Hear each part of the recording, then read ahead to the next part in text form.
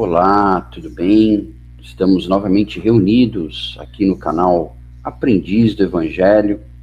Meu nome é Messias, tenham todos um ótimo dia com Jesus, que é muito importante.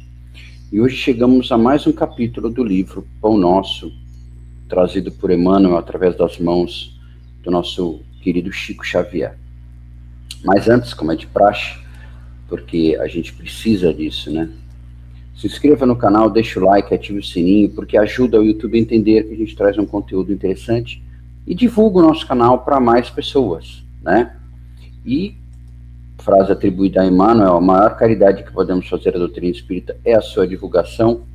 Então, se inscreva no nosso canal, aliás, se inscreva em todos os canais que ajudam a divulgar a doutrina espírita. Aqui na descrição do vídeo, nós temos o link de mais dois canais, que é o canal do NED, o canal do podcast Despertando Consciências, a qual eu participo, né? O NED, nós temos todas as quintas-feiras, às 15 para as 7, no Ceará de José, aqui na Rua Evaristo da Veiga 266, em Santos, uma roda de conversas. A gente não usa o termo curso, porque lá ninguém está dando aula, né? A gente conversa sobre a série A Vida no Mundo Espiritual, do Chico Xavier. Nós já fizemos Nosso Lar, estamos terminando Mensageiros e logo entraremos em Missionários. Então, convido a você que está assistindo e for de Santos ou região, que queira participar toda quinta-feira, 15 para as 7, na Lar Espiritual Ceará de José. E às 21 horas, aí transmitido ao vivo pelo YouTube, podcast Despertando Consciências, sempre trazendo um assunto que mexe com a gente e ajuda a gente a refletir, a pensar. Então, convido vocês também, os links estão aqui na descrição do vídeo, tá bom? Mas, sem mais delongas, como diz o meu amigo Newton Júnior, vamos começar. Opa, deixa eu remover primeiro isso aqui. E agora, sim. Vamos começar, então, com o capítulo de hoje, cujo título é Falsas Alegações. É o capítulo 19 do livro Pão Nosso. Começa sempre com uma passagem da Bíblia, né? E hoje temos Lucas, no seu capítulo 8, versículo 28. O que tenho eu contigo, Jesus, Filho do Deus Altíssimo, peço-te que não me atormentes. Passagem interessante de Lucas, né? O que eu tenho contigo, Jesus, Filho do Deus Altíssimo, eu peço-te que não me atormentes. Vamos entender o que ele quis dizer com essa passagem através dos comentários de Emmanuel. O caso do espírito perturbado que sentiu a aproximação de Jesus, recebendo-lhe a presença com furiosas indagações, apresenta muitos aspectos dignos de estudo. A circunstância de suplicar ao Divino Mestre que não o atormentasse requer muita atenção por parte de nós, né? Dos discípulos sinceros. Quem poderá supor o Cristo capaz de infligir tormentos a quem quer que seja? E, no caso, trata-se de uma entidade ignorante, e a gente sempre lembra que quando usamos o termo ignorante, espírito ignorante ou entidade ignorante, não é ignorante no sentido de conhecimento, é sim ignorante no conhecimento do amor, né? No amor para com os outros, da caridade, da fraternidade. Então, e no caso, trata-se de uma entidade ignorante e perversa que, nos íntimos desvarios, muito já padecia por si mesmo. Então, aqui ele relata que quem pede que Jesus não o atormentasse é um espírito que já estava desviado do caminho do bem. Um espírito como Muzuki, uma entidade ignorante, perversa, que já se afastou do caminho do bem, do caminho que Jesus sempre nos passou, como do amor ao próximo, do amor a Deus, sobre todas as coisas, da caridade para com os outros, da fraternidade. Então já era um espírito que já estava afastado desse caminho. A vizinhança do mestre, contudo, trazia-lhe claridade suficiente para contemplar o martírio da própria consciência, atolada num pântano de crises e defecções tenebrosas. A luz castigava-lhe as trevas interiores e revelava-lhe a nudez dolorosa e digna de comiseração. E aqui ele relata que o que deixou ele aflito, né, esse espírito aflito, foi essa luz que Jesus trazia. Essa luz da palavra do Cristo que trazia esse incômodo a esse espírito. né? E muitas vezes nós, e aqui no caso, a luz castigava-lhe as trevas, revelava-lhe a nudez dolorosa e digna de comiseração. Quantas e quantas vezes o estudo da doutrina espírita e as palavras de Jesus Cristo, esse texto que a Bíblia nos traz, dos comentários de Jesus, das falas de Jesus, nos revela o quão comiseráveis nós somos, o quão nós estamos afastados do caminho do Cristo e o quanto isso às vezes realmente nos incomoda. O quadro é muito significativo para quantos fogem das verdades religiosas da vida, categorizando-lhe o conteúdo à conta de amargo elixir, de angústia e sofrimento. Esses espíritos indiferentes e gozadores costumam afirmar que os serviços da fé alagam o caminho de lágrimas, enevoando o coração.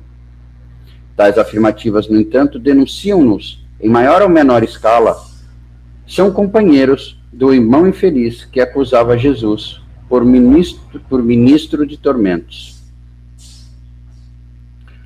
Aqui ele nos coloca que as verdades religiosas da vida causam amargo elixir de angústia e sofrimento. Por quê?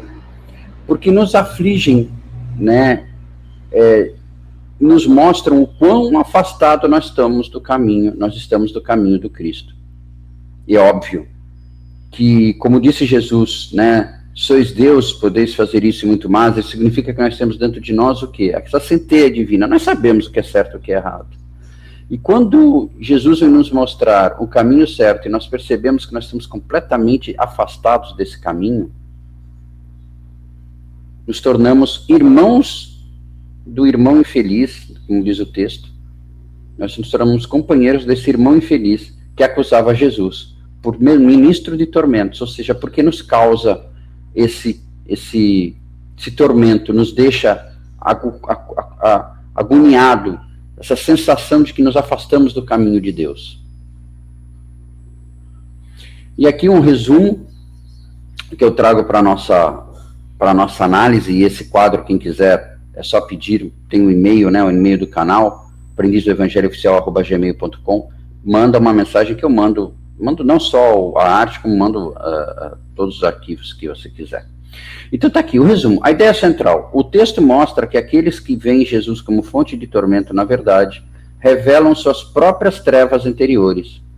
A luz de Cristo não castiga, mas revela a realidade do Espírito, trazendo consciência e, assim, a possibilidade de libertação e transformação. E aqui nós temos a imagem de Jesus Cristo, os apóstolos, e o Espírito atormentado, vez que ele está até acorrentado. Porque ele está acorrentado. Por que ele está acorrentado? Está acorrentado nos próprios pensamentos negativos dele. O que nos atormenta, nos acorrenta. Temos que nos libertar disso, desses sentimentos negativos, desses sentimentos que nos atraem para o lado. Eu ia usar até uma brincadeira aqui, né? Inclusive estou preparando um vídeo. Fazendo uma comparação sobre isso, nos leva para o lado negro da força, né? Para quem gosta de Star Wars, né? Vai entender o que eu estou falando. Porque nós temos dentro de nós o yin e o yang, né? O bem e o mal. Agora, é responsabilidade nossa, a nossa responsabilidade é o que nós deixamos aflorar.